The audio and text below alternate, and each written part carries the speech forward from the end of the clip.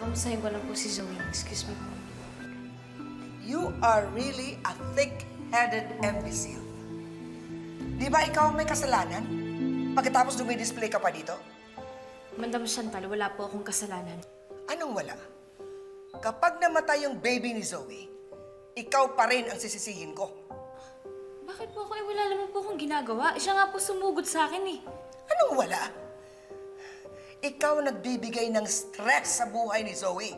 You're just like a pest that doesn't want to go away. Kaya dapat, nung hindi ka pa pinanganak ng nanay mo, ipinalaglag ka na sana niya. Wala na salang maghasik ng lagim sa mundo. Madam Chantal, sandali lang ho. Oh, so here's the mother pest of all pests. Wala ho kayong karapatang pagsaltaan ng ganyan ng anak ko. I don't care. I will say whatever I want to say, kahit ma-offend ko kayong dalawa. Madam Chantal, ginagalang ko po kayo pero sumusobra na po kayo ah. Ito-tolerate ko po yung pambabastos sa akin pero hindi po sa nanay ko. Bakit? Hindi ba naging kabit ang nanay mo? Parang anay na sumisira sa mag-asawa?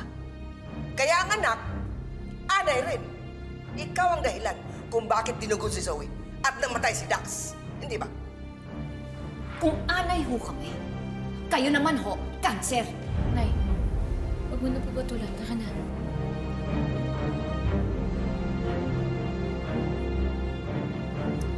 Madam, okay lang po ba kayo?